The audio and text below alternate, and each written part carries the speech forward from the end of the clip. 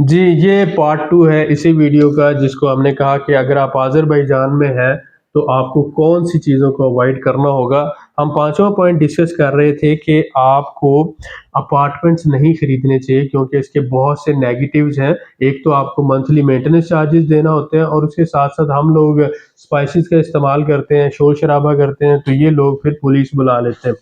इसके बाद छठा अहम पॉइंट ये है कि आज़रबाईजान बिज़नेस रेज़िडेंस नहीं दे रहा।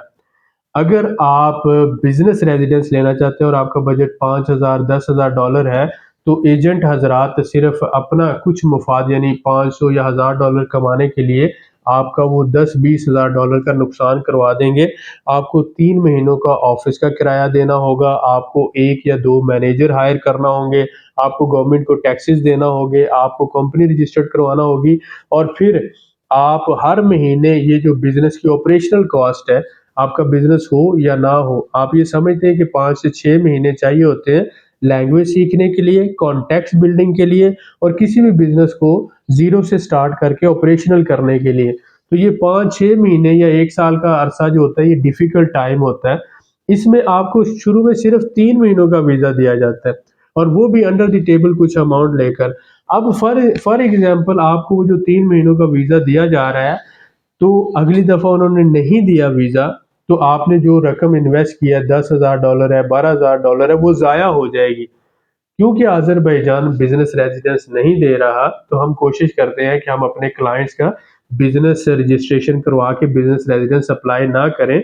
वजह क्या थी कि 5,000 ऐसी फ़ेक कंपनीज़ रजिस्टर्ड हुई, जिनके बैंक अकाउंट्स नहीं थे, जिनके दफ़्तर नहीं थे, जिनके पास स्टाफ़ नहीं था, जो कोई बिज़नेस एक्टिविटी नहीं कर रहे थे और गवर्नमेंट को टैक्सेस नहीं दे रहे थे। तो ऐसे लोगों का वो सारा सेटअप जो है गवर्नमेंट ने बंद कर दिया और अब उसके बाद इंडियन हो या पाकिस्तानी हो, इन लोगों को बिज़नेस रेज़िडेंस से जो है 99% रिजेक्शन हो रहा है।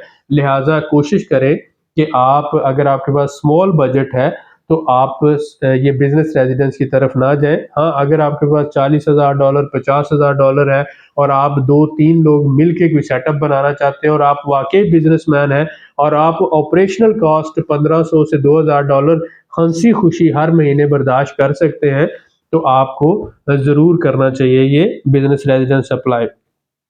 7वाँ अहम पॉइंट ये है कि आज़रबाईजान में 40% ऐसे लोग हैं जो जॉबलेस हैं। बहुत से लोग जो इंडिया से, पाकिस्तान से यहाँ आना चाह रहे हैं कि वो यहाँ पे आके काम करेंगे, नौकरी करेंगे, उन्हें किसी किस्म की नौकरी मिल जाएगी। सबसे पहले तो ये समझें कि आपको ना रशियन लैंग्वेज आती है, ना आपको टर्किश लैंग्वेज आती है, ना आपको आज़रबाईजानी लैंग्वेज आती है। कोई भी बंदा अगर आपको जॉब पे रखेगा, तो आप इशारों के नायों से बात करेंगे, किस तरह से वो आपको टास्क असाइन करेगा।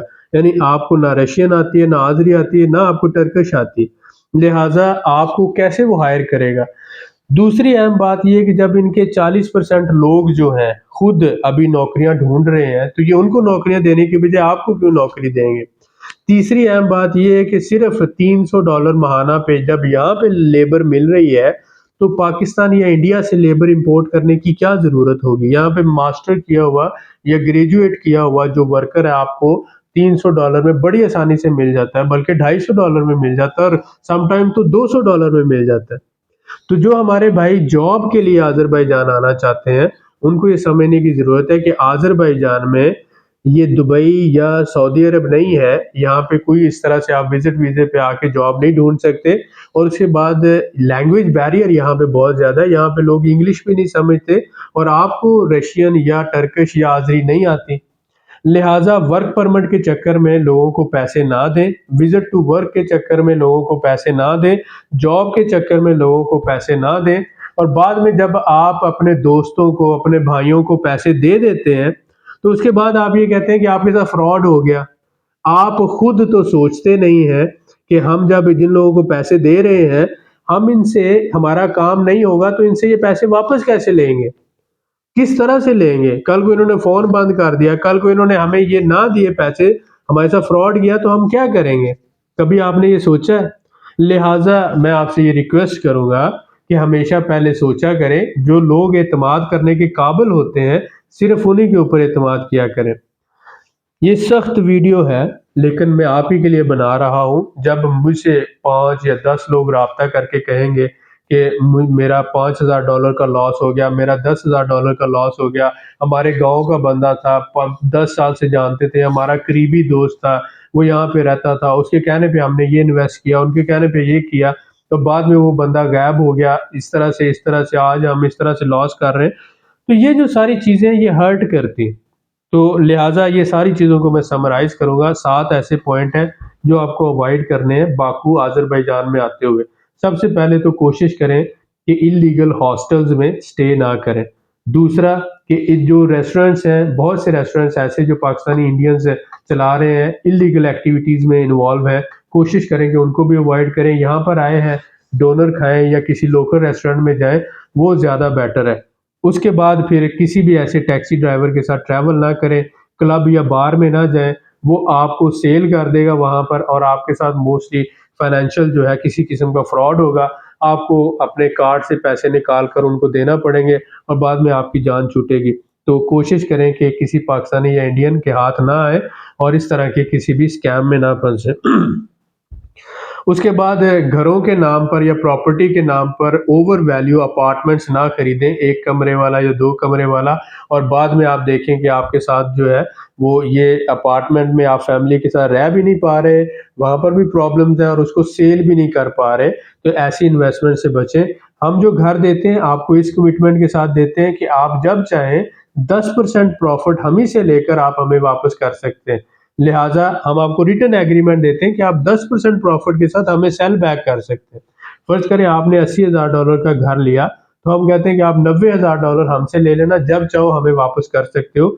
جب آپ کو اس ریٹرن ایگریمنٹ کے ساتھ کوئی بھی اپارٹمنٹ یا گھر دے تو آپ ضرور لے لیجئے گا، ٹھیک ہے۔ اس کے بعد آگے آتے ہیں کہ بزنس ریزیڈنس انڈین اور پاکستانی لوگوں کو نہیں مل رہی۔ کوشش کریں کہ بزنس ریزیڈنس اپلائی کرنے سے، اسمال بزنس سے بچیں۔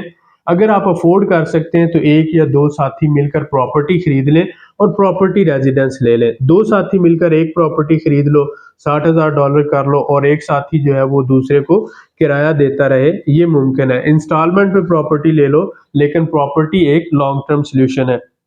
7واں اہم پوائنٹ، آذربائیجان میں جاب اور ورک پرمٹ نہیں ہے۔ اپنا پیسہ جاب یا ورک پرمٹ کے لیے ایجنٹوں کو نہ دیں، اس سے بچیں۔ اللہ تعالیٰ آپ کو محفوظ رکھے۔ میں نے اپنی طرف سے کوشش کر دی، میں نے اپنی ذمہ داری پوری کر دی۔ اگر آپ کو واقعہ ہی پراپرٹی خریدنا ہے تو یہاں پر صرف آذربائیجان میں اس وقت صرف پراپرٹی ریزیڈنس ہے، یا اگر آپ اسٹوڈنٹ ہیں، آپ کی عمر 35 سال سے کم ہے اور تعلیم میٹرک ہے یا اس سے زیادہ ہے، تو آپ لینگویج کورس میں داخلہ لے سکتے ہیں، یہ آپ کے لیے ہے۔ لیکن اسٹوڈنٹس یہاں پہ